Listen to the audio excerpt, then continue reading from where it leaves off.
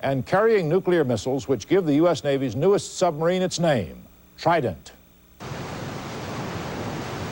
Fire in the missile compartment, fire in the missile compartment, fire in the missile. There is no more dreaded alarm at sea than fire. And when the fire is on a nuclear-powered submarine, the dread is even worse. This is a fire drill aboard a U.S. nuclear sub on patrol in the Pacific 3 weeks ago. This drill is as intense as any in the Navy because American submariners know that what happened to the Soviet sub last Friday could also happen to them. But the fire drill is only one of the drills that goes on around the clock on an American missile sub. Man battle stations missile. Man battle stations missile for WSRT. Spin up all missiles. Man battle stations missile, maneuver 9. The crew, of course, doesn't always know this is a drill. And until it does, a call to battle stations could be the call that helps blow up the world. Set condition 1SQ for WSRT. This is the captain. This is an exercise. Fire order will be normal fire order. What this submarine carries are 24 missiles, each with 8 to 10 nuclear warheads, and each warhead 10 times Hiroshima.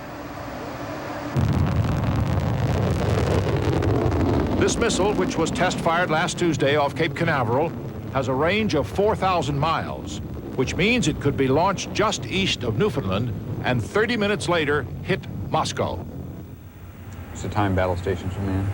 In command of one of the Navy's newest and most powerful weapons, the Trident submarine, is Captain Stephen M. Bisher, 45 years old, Annapolis class of 63, married and the father of 2.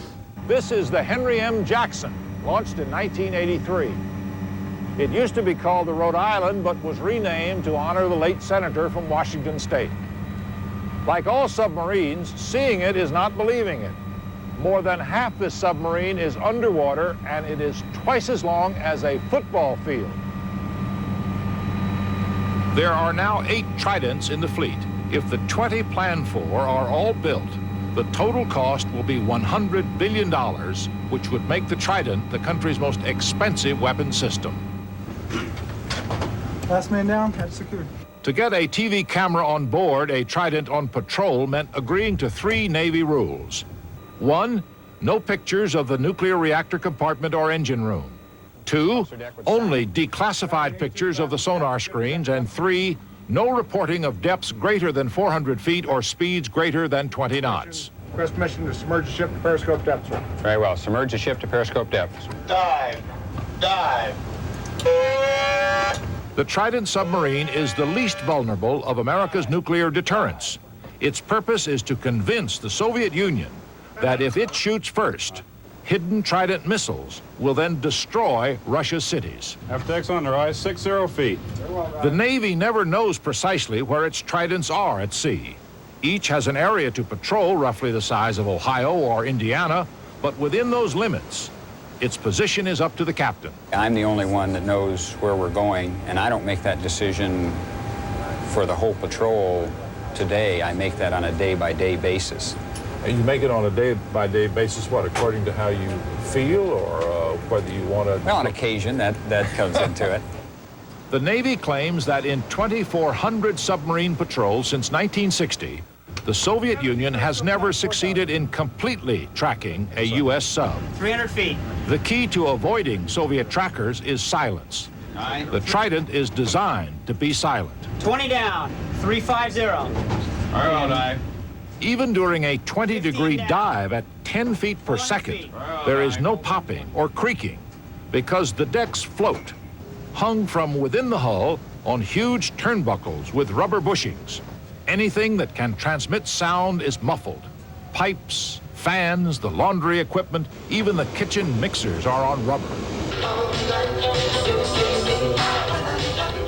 Submarines are not yet beyond the reach of rock music, but rock is an airborne sound and does not pass through the hull. While the silence is not quite monastic, submariners are trained to keep their voices clear, steady, and flat. Left full rudder, set course 340, helm high. So the enemy is not only the Russian bear, it's also careless noise. And for the loudest noise of the week, there's the Comrade Award, A recent winner was missile technician 3rd class Mark Wiedemann of Livonia, New York. What was the noise? There was a stack of oven racks, type shit, put inside the oven. I had them lean up against the wall in the galley, and the boat was rolling a little bit, and they all started to slide, and I went to stop them. So you were guilty of feeding the bear. Yes. And so right then and there we lost the war because of your oven racks, huh? If I'm guilty of that, yeah. Sonar transients bearing 224 are biologics. Much of the Jackson's ability to hide depends on its sonar. Not the active sonar that sends out the familiar ping-ping signal, but the passive sonar that listens with nearly 1,000 hydrophones to everything from feeding shrimp to Soviet subs. The blue-lighted sonar room is run by Chief Petty Officer Robin Shellman of Rochester, New York. What would a contact, say a Russian submarine contact, look like on one of those screens? Okay, initially the contact would be presented as an increase in noise level above the normal background noise in the ocean. And are these the guys who can tell me what class of Soviet submarine it is? Yes, Are they that good at it? We have that capability. We're continuously trained to recognize the characteristics of a Soviet submarine or any type of either surface craft or submerged contact. You make it up 300 feet, 20 up. A Trident patrol lasts 70 days. 70 days of total and submerged separation.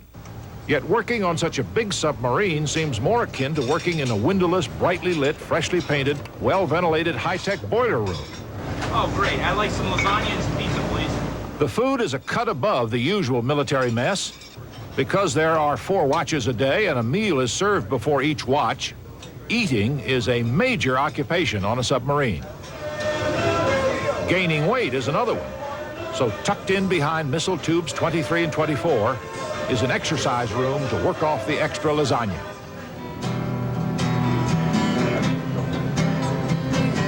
There is enough room on a Trident for a few diversions, but not many. A serious dart game can be found just forward of the nuclear compartment. There's a library of perhaps 600 videocassette movies.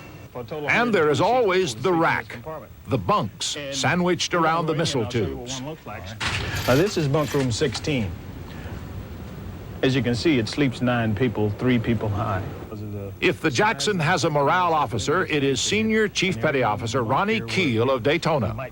Almost 20 years in the Navy, and now Chief of the boat. Chief Keel keeps a close watch on his crew, not so much for the claustrophobics, they were screened out in sub-school, but for signs of stress. A lot of guys are extroverts and some guys are introverts, and that's all right. It's nothing wrong with a guy being quiet, but when he's quiet when he's not normally quiet, and he's quiet for a long period of time, or he gets by himself, or he gets extremely irritated toward his shipmates for no apparent reason. Those are signs that tell us that there's something wrong, that either we need to show him some concern so that he'll feel better, or we talk to him and see if we can ascertain what the problem is. Attention on deck! The Trident crew numbers 142 enlisted men and 15 officers. This is really white-collar Navy, despite their blue zip-up coveralls called poopy suits. The crew must be bright and alert. Most are nuclear, computer, sonar, or mathematical whizzes.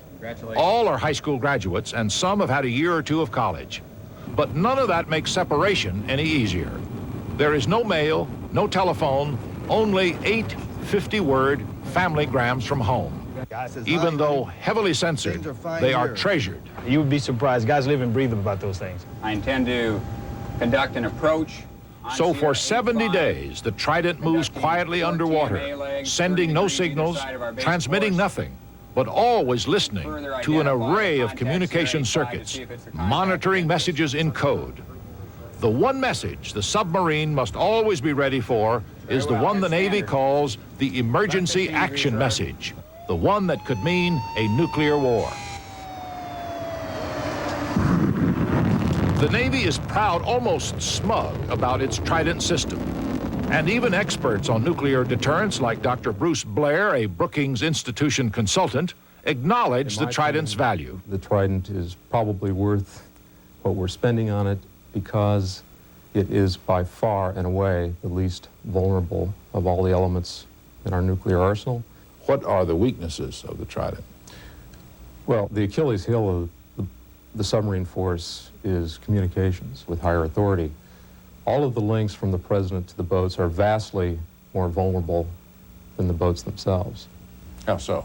The primary link to the submarine force consists of 2 radio towers on the shore in Maine and Washington State. That link is so fragile that it could be destroyed by small conventional munitions, such as hand grenades.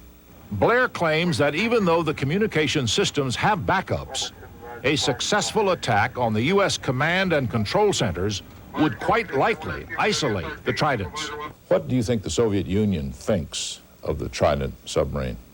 The Soviets consider it to be destabilizing because it has the weakest communications. So their fear is that a pack of Tridents set loose without direction, without communication, without control, could in fact destroy the world. I think the Soviets view ballistic missile submarines as a collection of loose cannons out there that might not remain under tight central control during periods of crisis or war. But the officers and men of the Henry M. Jackson do not come across as loose cannons. The training, the skill, the discipline required on submarines tend to make their lives precise, unemotional, and highly ordered. And there is no apparent evidence that they brood about their nuclear cargo. Captain, do you think much about what the world might look like after you launched one of your missiles and you came up and took a look? Well, I don't think about it very often. I guess the first thing that comes to mind is the movie On the Beach, because that really was a depiction of that scenario. But certainly don't dwell on that out here. I feel very confident that we are doing what we're designed for, of being a deterrent. And if we had a nuclear exchange, then our mission has failed. And when your mother back in Burlington, Iowa, says, son, where are you going when you go? What do you tell her? She's asked that question several times. Well, what do you say? And I tell her I'm going out. And she says, what are you going to do? And I tell her nothing. I've been telling her that since I was a teenager.